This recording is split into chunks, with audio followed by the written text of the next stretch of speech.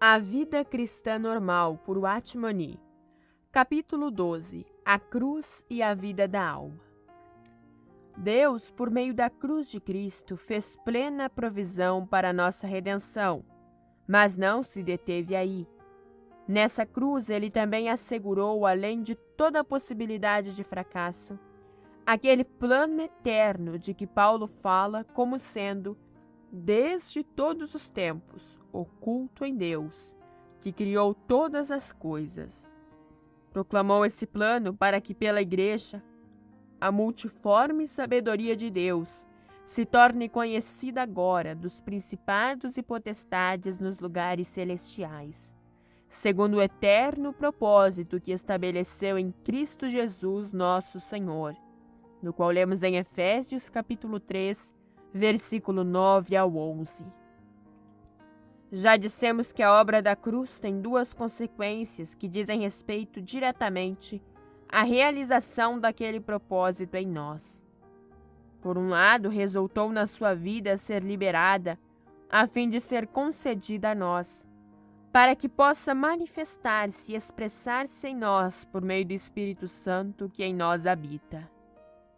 Por outro lado, possibilitou aquilo que chamamos tomar a cruz, isto é, a nossa cooperação na operação interior e diária da sua morte, por meio da qual se cria em nós a possibilidade daquela nova vida se manifestar, fazendo com que o homem natural volte progressivamente ao seu devido lugar de sujeição ao Espírito Santo.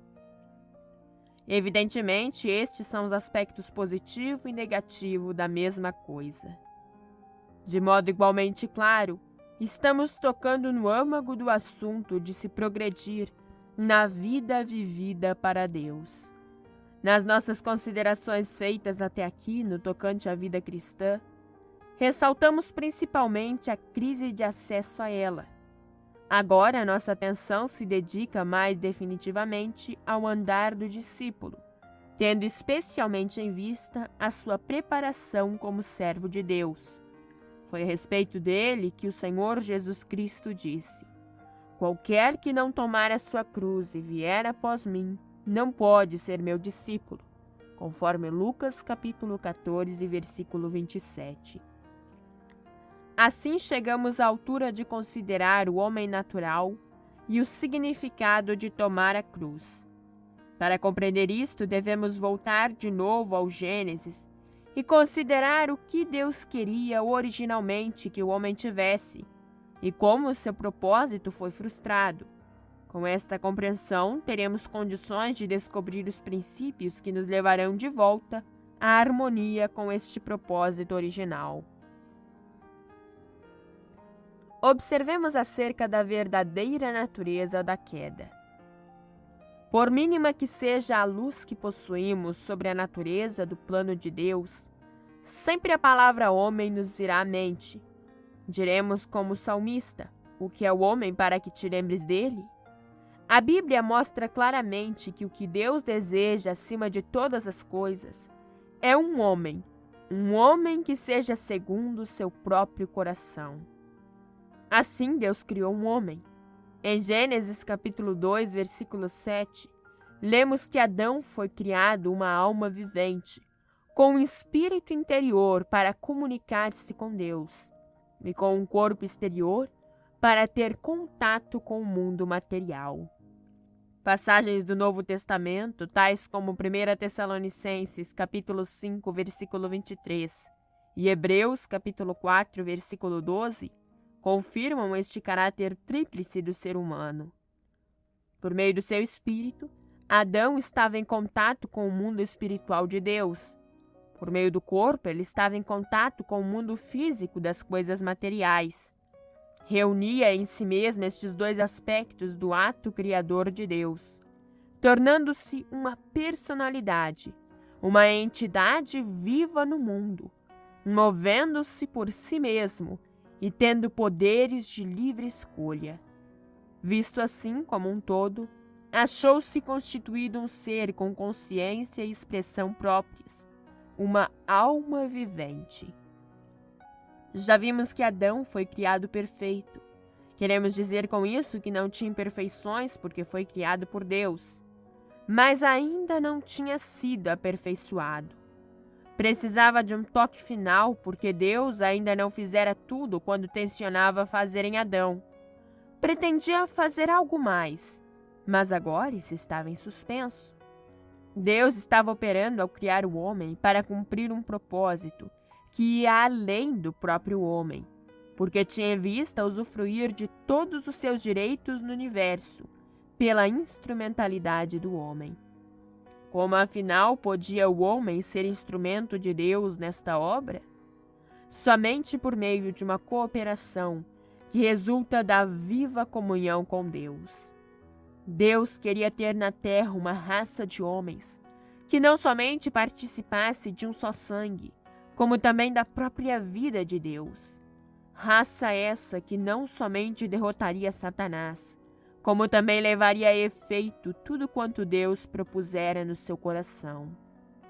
Além disso, vemos que Adão foi criado com um espírito que lhe permitia ter comunhão com Deus.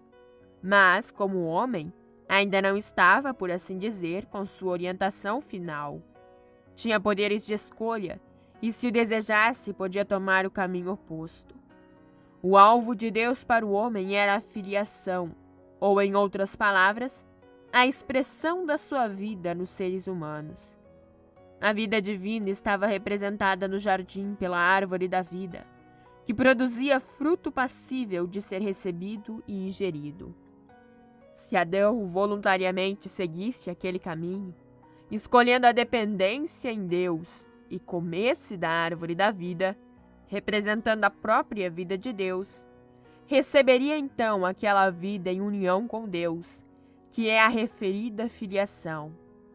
Mas ao invés disso, se Adão se voltasse para a árvore do conhecimento do bem e do mal, ficaria em resultado disso livre para se desenvolver segundo seus próprios recursos e desejos, separadamente de Deus.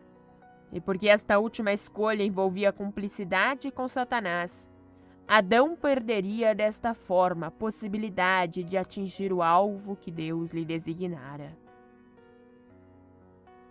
Consideremos então a questão básica, a alma humana. Ora, sabemos a direção que Adão escolheu. Situada entre as duas árvores, submeteu-se a Satanás e tomou do fruto da árvore do conhecimento. Isto determinou o sentido do seu desenvolvimento. Desde então podia comandar o conhecimento, ele conhecia. Mas, e é esta a lição da questão, o fruto da árvore do conhecimento tornou o homem superdesenvolvido quanto à sua alma. A emoção foi tocada, porque o fruto era agradável aos olhos, fazendo-o desejar. A mente, com seu poder de raciocinar, foi desenvolvida, porque ele foi feito sábio. E a vontade foi fortalecida, de modo que no futuro ele poderia sempre decidir o caminho que quisesse seguir. Todo fruto serviu à expansão e ao pleno desenvolvimento da alma, de modo que o homem era não somente uma alma vivente, mas também, doravante, o homem viveria pela alma. Não se trata meramente de o homem ter alma, senão que a alma, daquele dia em diante, com seus poderes independentes de livre escolha, toma o lugar do espírito como poder animador do homem. Temos que distinguir entre duas coisas quanto a isso, porque a diferença é da maior importância. Deus não se opõe a termos uma alma como a que deu a Adão, pois é esta sua intenção. O que ele se propôs a fazer foi inverter alguma coisa. Há algo errado hoje no homem, que não é o fato de ter uma alma, e sim de viver pela alma. Foi esta a situação que Satanás criou pela queda. Ardilosamente levou o homem a seguir uma direção em que podia desenvolver a sua alma de modo a derivar dela sua própria vida. Devemos, contudo, ser cuidadosos. O remédio não significa eliminar inteiramente a nossa alma. Não podemos fazê-lo. Quando a cruz opera hoje realmente em nós, Não nos tornamos inertes, insensatos, sem caráter. Não, ainda possuímos uma alma. E sempre que recebemos alguma coisa da parte de Deus, a alma será um instrumento. A faculdade em verdadeira sujeição a Ele, através do que a recebemos. A questão, porém, é: mantemo-nos dentro dos limites indicados por Deus? Dentro dos limites fixados por Ele no princípio, no jardim, no que diz respeito à alma, ou estamos saindo fora desses limites? Deus agora está realizando a obra na poda, como viticultor. Há nas nossas almas um desenvolvimento sem domínio e sem orientação, um crescimento inoportuno que tem que ser verificado e submetido a tratamento. Deus tem que cortar isso, de modo que há agora perante nós duas coisas, em relação às quais os nossos olhos devem ser abertos. Por um lado, Deus quer nos levar à posição de vivermos pela vida do seu Filho. Por outro lado, Ele opera diretamente nos nossos corações para desfazer aquela outra fonte de recursos naturais, que é o resultado do fruto do conhecimento. Aprendemos cada dia estas duas lições, uma crescente manifestação da vida dele e uma verificação e uma entrega à morte daquela outra vida, a alma. Estes dois processos sempre estão em andamento, porque Deus procura em nós a vida plenamente desenvolvida do seu Filho, para que ele seja manifestado em nós, e com este fim em vista, nos faz retroceder. Quanto à alma, o ponto de partida de Adão, pelo que Paulo diz, porque nós que vivemos, estamos sempre entregues à morte por causa de Jesus, para que também a vida de Jesus se manifeste em nossa carne mortal, no qual lemos em 2 Coríntios, capítulo 4, versículo 11. O que significa isto? Significa que não empreenderei nenhuma ação sem depender confiadamente de Deus. Não encontrei suficiência em mim mesmo. Não darei qualquer passo somente porque tenho o poder de fazê-lo. Mesmo que tenha em mim aquele poder herdado, não o usarei, nem depositarei confiança em mim mesmo. Ao tomar o fruto, Adão ficou possuído de um poder inerente de agir. Foi, porém, um poder que o colocava ao alcance de Satanás. Perdemos aquele poder de agir quando chegamos a conhecer o Senhor. O Senhor corta-o, e então percebemos que já não podemos agir segundo a nossa iniciativa própria. Temos que viver pela vida de outro. Temos que derivar tudo dele. Penso que todos nós conhecemos a nós mesmos até certo ponto, mas muitas vezes não trememos verdadeiramente com receio de nós mesmos. Podemos dizer como fórmula de cortesia para com Deus: se o Senhor não quiser, não posso fazê-lo. Mas na realidade, o nosso pensamento subconsciente é que realmente podemos fazê-lo muito bem por nós mesmos.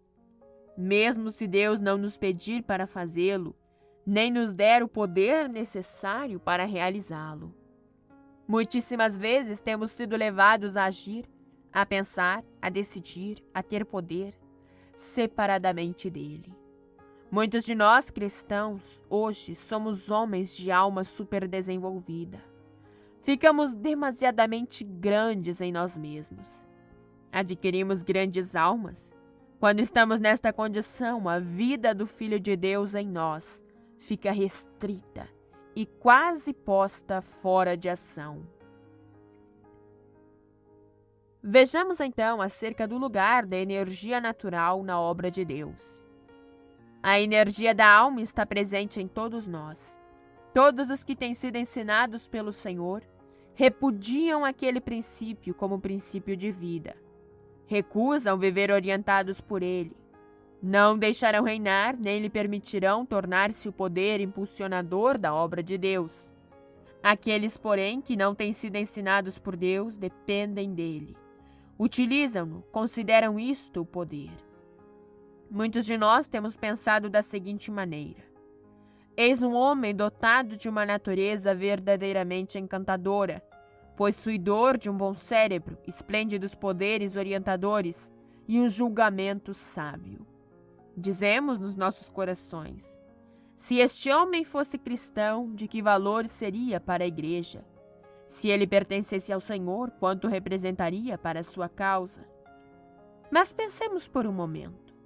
De onde vem a boa natureza daquele homem? De onde provém aqueles esplêndidos poderes orientadores e aquele bom juízo? Não vem de novo nascimento, porque ele ainda não nasceu de novo. Sabemos que todos já nascemos da carne e que necessitamos de um novo nascimento. O Senhor Jesus disse algo a este respeito em João, capítulo 3, versículo 6. O que é nascido da carne é carne. Tudo que não vem do novo nascimento, mas do meu nascimento natural, é carne, e apenas trará glória para o homem e não para Deus. Esta declaração não é muito agradável, mas é a verdade. Mencionamos o poder da alma, a energia natural. O que é esta energia natural? É simplesmente o que eu posso fazer, o que eu sou em mim mesmo, o que eu tenho herdado em matéria de dons e recursos naturais. Nenhum de nós está isento do poder da alma e a nossa primeira necessidade é reconhecê-lo por aquilo que é. Tomemos a mente humana como exemplo. Posso ter por natureza uma mente viva. Já a tinha antes do meu novo nascimento, como algo derivado do meu nascimento natural. Mas é aqui que reside o problema. Converto-me e nasço de novo. Uma obra profunda é realizada no meu espírito. Uma união essencial foi operada com o Pai dos Espíritos. Daí em diante há em mim duas coisas. Tenho agora a união com Deus que foi estabelecida no meu espírito, mas ao mesmo tempo continuo a levar comigo alguma coisa que derivei do meu nascimento natural. Ora, o que vou fazer a respeito disso? A tendência natural é esta. Inicialmente eu costumava usar a minha mente para esquadrinhar a história, os negócios, a química, as questões do mundo, a literatura ou a poesia.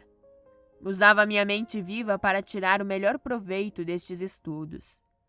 Mas agora os meus desejos mudaram, de maneira que daqui em diante emprego a mesma mente nas coisas de Deus. Portanto, mudei o assunto que ocupa o meu interesse, mas não mudei o meu método de agir. Aí está o problema total. Os meus interesses foram mudados de uma forma absoluta, e graças a Deus por isso. Mas agora eu emprego o mesmo poder para estudar Coríntios e Efésios, que usava antes para me dedicar à história e à geografia. Mas esse poder não é de Deus, e Deus não permitirá isso. O problema que muitos de nós é que mudamos o canal para o qual as nossas energias se dirigem, mas não mudamos a fonte dessas energias. Verificaremos que há muitas dessas coisas que transferimos para o serviço de Deus. Consideremos a questão da eloquência. Há alguns homens que nascem oradores, podem apresentar um caso de forma realmente convincente. Depois convertem-se, e sem inquirirmos qual a posição em que de fato se acham em relação às coisas espirituais, colocamo-los no púlpito, constituindo-os pregadores. Encorajamo-los a usar os seus poderes naturais na pregação. E, de novo, o que se verifica? Uma mudança de assunto. O poder, porém, é o mesmo. Esquecemo-nos de que na questão dos recursos que possuímos para tratar das coisas de Deus, a questão não é de valor comparativo, mas de origem. De onde dimanam os recursos que usamos?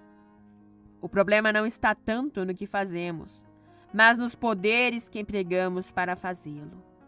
Pensamos muito pouco a respeito da fonte da nossa energia e pensamos demais no fim para que ela se dirige, esquecendo-nos de que com Deus os fins nunca justificam os meios.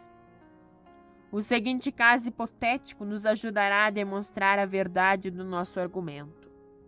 O Sr. A é um orador muito bom. Pode falar fluentemente com a maior convicção sobre qualquer assunto, mas em questões práticas é um homem de desempenho fraco. O Sr. B, pelo contrário, é um orador pobre, não consegue se expressar com clareza. Por outro lado, é um esplêndido homem de ação, muito competente em todas as questões de negócios. Ambos estes homens se convertem e ambos se tornam cristãos fervorosos. Suponhamos agora que chamo os dois e lhes peço que falem numa convenção e que ambos aceitam. O que acontecerá agora? Pedi a mesma coisa a ambos, mas quem pensa você que vai orar mais intensamente? O senhor B, certamente. Por quê? Porque ele não é um bom orador. No que se refere à eloquência, ele não tem recursos próprios de que dependa. Orará: Senhor, se não me deres poder para fazer isto, não poderei fazê-lo. Evidentemente, o senhor A também orará, mas talvez não faça da mesma forma que o senhor B, porque ele tem alguns recursos naturais em que pode confiar. Agora, suponhamos que em vez de lhes pedir para falar, peço aos dois que tomem conta das questões de ordem prática e material da convenção. O que acontecerá? A posição será exatamente o reverso. Será agora o senhor A que se dedicará mais intensamente à oração, porque ele sabe perfeitamente bem que não tem capacidade organizadora. O senhor B, evidentemente, também orará, mas talvez sem a mesma qualidade de urgência, porque, embora reconheça sua necessidade do Senhor, ele não se acha tão consciente da sua necessidade em questões materiais como o senhor A. Você percebe a diferença entre os dons naturais e espirituais? Qualquer coisa que possamos fazer sem oração e sem uma dependência extrema de Deus, deverá certamente ser suspeitada como provindo daquela fonte de vida natural. Devemos compreender isto claramente. Evidentemente, isto não quer dizer que somente se deve indicar para um trabalho especial aqueles a quem falta o dom natural para fazê-lo.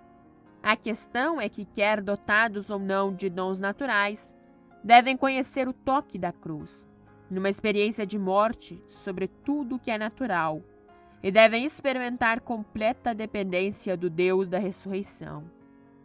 Às vezes estamos prontos a sentir inveja do dom muito notável do nosso próximo, sem reconhecer que, se nós possuíssemos este dom, independentemente da operação da cruz já descrita, o próprio dom poderia ser um empecilho àquilo que Deus quer manifestar em nós. Pouco depois da minha conversão, saí pregando nas aldeias. Recebera uma boa instrução e estava bem versado nas Escrituras, de modo que me considerava absolutamente capaz de instruir o povo nas aldeias, entre o qual havia um bom número de mulheres analfabetas. Mas depois de algumas visitas, descobri que, apesar da sua ignorância, aquelas mulheres tinham conhecimento íntimo do Senhor. Eu conhecia o livro que elas liam com muita dificuldade. Elas conheciam aquele de quem o livro falava. Eu tinha muito da carne, elas tinham muito do espírito. Há tantos educadores cristãos hoje que ensinam outras pessoas como eu então fazia, dependendo em grande parte do poder do seu equipamento carnal. Não quero dizer que não podemos fazer uma série de coisas, porque na verdade podemos. Podemos fazer reuniões e construir casas de oração. Podemos ir aos confins da terra e fundar missões. E pode parecer que damos fruto. Mas lembremos-nos, a palavra do Senhor diz: toda planta que o meu Pai Celestial não plantou será arrancada, conforme Mateus capítulo 15, versículo 13. Deus é o único originador legítimo do universo, como lemos em Gênesis capítulo 1, verso 1. Qualquer coisa elaborada por nós tem a sua origem na carne e nunca alcançará a esfera do espírito, por mais fervorosamente que busquemos a bênção de Deus sobre ela. Pode durar anos e então podemos pensar que, fazendo ajustamentos aqui e ali, talvez possamos colocar essa iniciativa num plano melhor. Mas não se pode fazer tal coisa. A origem determina o destino, e o que originalmente foi da carne nunca se tornará espiritual, por mais que se procure aperfeiçoá-lo. Aquilo que é nascido da carne é carne e nunca será de outra forma. Qualquer coisa que contribui para a nossa autossuficiência é nada na estimativa de Deus. E temos que aceitar essa estimativa e registrar que o seu valor é realmente nada. A carne para nada aproveita. É apenas o que vem de cima que permanecerá. Este não é um assunto que se aprende através de sua simples apresentação. Só Deus pode nos fazer entender do que se trata quando indica algo em nossas vidas, dizendo: isto é meramente natural e sua origem é a velha criação e não pode permanecer. Antes de ele assim fazer, talvez concordemos com tal doutrina, sem porém a sentir em nossa vida. Podemos aprovar o ensino e até mesmo ter prazer nele, sem porém chegar a realmente sentir repugnância por aquilo que somos em nós mesmos. Chegará, porém, o dia em que Deus abrirá os nossos olhos.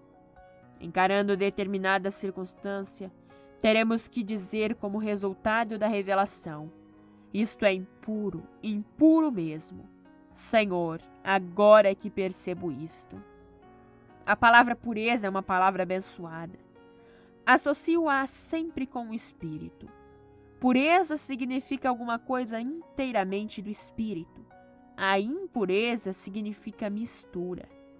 Quando Deus abre os nossos olhos e nos capacita a perceber que a vida natural é algo que Ele nunca pode usar na sua obra, então verificamos que já não consideramos com prazer esta doutrina. Antes nos aborrecemos a nós mesmos, pela impureza que há em nós. Mas quando se atinge esta posição, Deus começa o seu trabalho de libertação. Observemos agora acerca da luz de Deus e o conhecimento.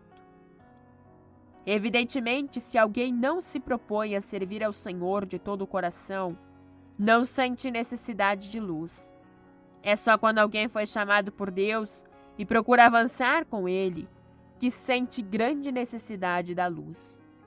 Precisamos urgentemente de luz, a fim de conhecermos a mente do Senhor, para distinguirmos entre as coisas do Espírito e as da alma, para saber o que é divino e o que é meramente do homem, para discernir o que é verdadeiramente celestial e o que é apenas terreno, para compreender a diferença entre o que é o espiritual e o que é carnal, para saber se realmente estamos sendo guiados por Deus ou se andamos pelos nossos próprios sentimentos, sentidos ou imaginações.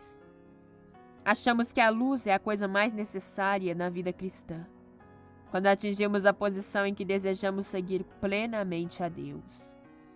Nas minhas conversas com jovens irmãos e irmãs, há uma pergunta que surge repetidamente: como posso saber que estou andando no Espírito? Como vou distinguir quais os impulsos dentro de mim que são do Espírito Santo e quais os que provêm de mim mesmo? Parece que todos são unânimes nisso, embora alguns vão mais longe. Procuram olhar para dentro de si, a fim de diferenciar, discriminar, analisar, e ao fazê-lo colocam-se a si mesmos numa escravidão mais profunda. Ora, esta é uma situação que realmente é perigosa na vida cristã, porque o conhecimento interior nunca se alcançará por meio dessa vereda árida do exame próprio. A palavra de Deus não nos manda examinar a nossa condição interior. Esse caminho conduz apenas à incerteza, à vacilação e ao desespero. É certo que devemos ter o conhecimento de nós mesmos. Temos que conhecer o que se passa em nosso íntimo. Não queremos ter a alegria dos que não sabem a verdadeira situação perigosa, errando sem reconhecer o erro, exercendo a nossa vontade própria e ainda pensando ser esta a vontade de Deus. Este conhecimento de nós mesmos, no entanto, não resulta de olharmos o nosso próprio íntimo, não vem como resultado da nossa análise dos nossos sentimentos e motivos e de tudo quanto se processa no nosso íntimo. Não é assim que se descobre se estamos andando na carne ou no espírito. Há várias passagens nos Salmos que iluminam este assunto. A primeira é o Salmo 36, versículo 9. Na tua luz, veremos a luz. Há duas luzes aqui. Há a tua luz e depois, quando entramos nesta luz, veremos a luz. Ora, estas duas luzes são diferentes. Podíamos dizer que a primeira é objetiva e a segunda subjetiva. A primeira luz é a luz que pertence a Deus e que Ele derrama sobre nós. A segunda é o conhecimento comunicado por essa luz. Na tua luz, veremos a luz. Conheceremos alguma coisa, seremos esclarecidos a respeito de algo, perceberemos. Nunca chegaremos à posição de vermos claramente por meio do exame auto-introspectivo. Só veremos quando há a luz proveniente de Deus. Penso que isto é muito simples. Se quisermos verificar se o nosso rosto está limpo, o que devemos fazer? Procuramos apalpá-lo cuidadosamente com as mãos? Evidentemente que não. Procuramos um espelho e trazemo-lo para a luz. À luz, tudo se torna claro. Nada vemos por meio das sensações ou da análise. Somente é possível nos ver mediante a manifestação da luz de Deus. Uma vez que brilha a luz de Deus, já não é mais necessário perguntar se determinada coisa está certa ou errada, porque já o sabemos. Relembremo-nos do que diz o escritor do Salmo 139, no versículo 23. Sonda-me, ó Deus, e conhece o meu coração. Certamente não sou eu que me sondo a mim mesmo. Quem me sonda é Deus. É este um meio de iluminação. É Deus que se manifesta e me sonda. Não me cabe a mim sondar-me. Evidentemente, isso nunca significará que vou prosseguir cega e descuidadamente a respeito da minha verdadeira condição. Não é essa a ideia. A questão é que, por muito que o meu autoexame possa revelar, a meu respeito, que eu necessito de correção, ele nunca poderá ir muito além da superfície. O verdadeiro conhecimento de mim mesmo não resulta de um autoexame, mas do exame que Deus faz de mim. Perguntar-se-á o que significa na prática entrar na luz? Como é que isto opera? Como é que vemos luz na sua luz? Uma vez mais o salmista vem ajudar-nos. A revelação das tuas palavras esclarece, dá luz, dá entendimento ao simples, como lemos no Salmo 119, versículo 30. Nas coisas espirituais todos somos simples. Dependemos de Deus para recebermos dele, de forma muito especial, entendimento a respeito da nossa verdadeira natureza. É neste sentido que opera a palavra de Deus. No Novo Testamento, a passagem que o declara de forma mais acessível se encontra na Epístola aos Hebreus.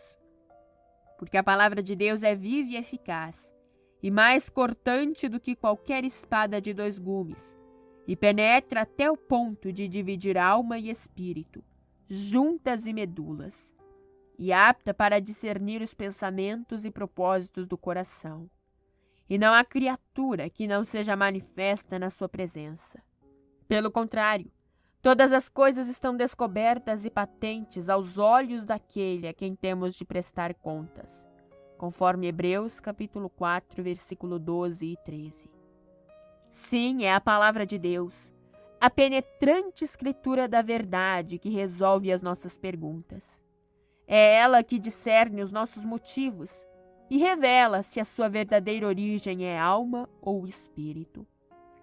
Com isto, podemos partir para o aspecto prático das coisas. Muitos de nós, estou certo, vivemos honestamente diante de Deus. Temos feito progresso e não conhecemos qualquer coisa em nós que possa ser considerada muito errada. Então, um dia, à medida que prosseguimos, deparamos com o cumprimento daquela palavra. A revelação das tuas palavras esclarece. Deus usou algum dos seus servos para nos confrontar com a sua palavra viva. E essa palavra entrou em nós. Ou talvez nós mesmos temos desesperado em Deus e quer por meio das escrituras memorizadas, quer pela leitura da Bíblia, a sua palavra vem a nós em poder. É então que vemos algo que nunca víramos antes. Ficamos convictos, sabemos onde estamos errados e olhamos para cima e confessamos. Senhor, agora entendo. Há impurezas neste assunto. Há uma mistura. Como eu estava cego. E pensar que durante tantos anos estive errado, sem disso ter consciência. A luz se manifesta e nós vemos a luz. A luz de Deus nos leva a ver a luz a respeito de nós mesmos. E é princípio permanente que todo conhecimento de nós mesmos nos sobrevém desta forma. Talvez nem sempre sejam as Escrituras que operam isto. Alguns de nós temos conhecido santos que conheciam de perto o Senhor, por termos orado ou conversado com eles. E nesta intimidade, no meio da luz de Deus que deles se irradiava, chegamos a perceber algo que nunca tínhamos visto antes. Encontrei-me com uma destas pessoas que agora está com o Senhor. E sempre penso nela como sendo uma cristã fervorosa. Mal entrava no quarto dela, ficava imediatamente cônscio da presença de Deus. Naqueles dias era eu muito jovem, convertera-me havia 2 anos e tinha uma série de planos, de belos pensamentos, de esquemas, de projetos para o Senhor sancionar. Inúmeras coisas que pensava que seria maravilhoso se chegassem a frutificar. E dirigi-me a ela para procurar persuadi-la de que deveria fazer isto ou aquilo. Antes que pudesse abrir a boca, ela dizia apenas algumas palavras de modo absolutamente normal. A luz raiava. Sentia-me simplesmente envergonhado. O meu fazer era tão natural, tão cheio do homem. Alguma coisa acontecia. Era levada a uma posição em que podia dizer: Senhor, a minha mente apenas se prende às atividades humanas, mas eis aqui alguém que não está de forma alguma envolvida nelas. Ela apenas tinha um motivo, um desejo, e esse era Deus. Escrita na capa da sua Bíblia estavam estas palavras: Senhor, não quero nada para mim. Sim, ela vivia apenas para Deus. E onde quer que encontremos um caso semelhante, verificaremos que essa pessoa está banhada em luz. E que essa luz ilumina os outros. Isto realmente é testemunhar.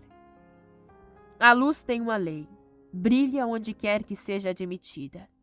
Esta é a única condição. Nós temos a possibilidade de excluí-la de nós mesmos. Ela nada mais teme senão a exclusão da nossa parte. Se nos mantivermos abertos para Deus, Ele nos revelará o nosso íntimo. O problema surge quando mantemos áreas fechadas e lugares cerrados e trancados em nossos corações. Quando orgulhosamente pensamos que temos toda a razão. A nossa derrota não consiste em estarmos errados, mas em não sabermos que estamos errados. Estar errado pode ser questão de força natural.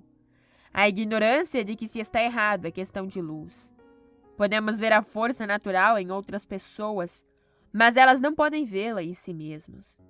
Como necessitamos de sermos sinceros e humildes, e de nos abrirmos diante de Deus. Só aqueles que se abrem poderão ver. Deus é luz e não podemos viver na sua luz e ainda ficar sem entendimento. Digamos outra vez como o salmista: envia a tua luz e a tua verdade para que me guiem, conforme o Salmo 43, versículo 3. Damos graças a Deus porque hoje a atenção dos crentes é chamada para a realidade do pecado mais do que antes. Em muitos lugares, os seus olhos têm se aberto para ver a vitória sobre o pecado como experiência separada de grande importância na vida cristã. E em consequência disso, muitos estão andando mais perto do Senhor, procurando libertação e vitória sobre os mesmos. Graças a Deus por qualquer movimento para Ele, qualquer movimento de regresso a uma verdadeira santidade perante Deus. Isto, porém, não é suficiente. Há ainda uma coisa em que se deve tocar: a própria vida do homem, e não meramente os seus pecados. A questão da personalidade do homem, do poder da sua alma, é o coração do problema. Considerar que os pecados constituam a totalidade do problema equivale a ficar ainda à superfície. A santidade, se apenas levarmos em conta os pecados, é ainda uma experiência exterior e superficial. Nesse caso, ainda não atingimos a raiz do problema. Adão deixou o pecado entrar no mundo ao escolher o desenvolvimento do seu próprio eu, da sua alma, separadamente de Deus. Quando, pois, Deus alcançar uma raça de homens que será para a sua própria glória e que será seu instrumento para realizar os seus propósitos no universo. Será uma raça cuja vida, sim, até a própria respiração, estará na total dependência dele. Ele será para esta raça a árvore da vida. A necessidade que sinto sempre mais em mim mesmo e entre todos os filhos de Deus é a revelação real de nós mesmos. Devemos pedir da parte de Deus. Já disse que não se trata de sempre esquadrinharmos o nosso próprio íntimo, perguntando se isto ou aquilo vem da alma ou do espírito. Esta atitude não terá qualquer resultado prático, pois é escuridão. Não, a Escritura nos mostra como os santos chegaram ao conhecimento de si mesmos. Foi sempre pela luz de Deus, luz que é o próprio Deus. Isaías, Ezequiel, Daniel, Pedro, Paulo, João, todos chegaram a possuir verdadeiro conhecimento de si mesmos, porque a luz do Senhor brilhou sobre eles, trazendo-lhes revelação e convicção. Como você pode conferir nas seguintes passagens: Isaías capítulo 6, versículo 5, Ezequiel capítulo 1, versículo 28, Daniel capítulo 10, versículo 8, Lucas capítulo 22, versículos 61 e 62, Atos capítulo 9, versículos 3 ao 5 e Apocalipse capítulo 1, versículo 17. Nunca conheceremos a hediondez do pecado e a nossa própria hediondez, sem que haja uma manifestação da luz de Deus sobre nós. Não falo de uma sensação, e sim de uma revelação que o Senhor faz ao nosso íntimo através da sua palavra. Isto fará por nós o que a doutrina por si só nunca poderia fazer. Cristo é a nossa vida, a palavra viva que nos traz revelação enquanto lemos as Escrituras. A vida era a luz dos homens, assim lemos em João capítulo 1, versículo 4. Tal iluminação talvez nos sobrevenha apenas gradualmente, mas será cada vez mais clara e nos sondará mais e mais perfeitamente, até que nos vejamos na luz de Deus, que dissipará toda a nossa confiança própria. A luz é a coisa mais pura do mundo. Purifica, esteriliza, matará tudo que não deve estar presente, transformando em realidade a doutrina da divisão de juntas e medulas. Conheceremos o temor e tremor na medida em que reconhecermos a corrupção da natureza humana, a hediondez da nossa própria personalidade e a ameaça real que representa para a obra de Deus a energia e vida insubordinada da alma. Como nunca antes, vemos agora quão necessária nos é aquela ação drástica de Deus, se realmente quisermos ser usados, e sabemos que sem Ele somos inúteis como servos de Deus. Aqui também a cruz, no seu sentido mais amplo, nos auxiliará, e passaremos agora a examinar o aspecto da sua obra, que diz respeito ao problema da alma humana. Somente a compreensão completa da cruz pode nos levar àquela posição de dependência que o próprio Senhor Jesus voluntariamente assumiu, quando disse: Eu nada posso fazer por mim mesmo. Na forma por que ouço, julgo. O meu juízo é justo porque não procuro a minha própria vontade, e sim a daquele que me enviou, como lemos em João capítulo 5, versículo 30. Amém.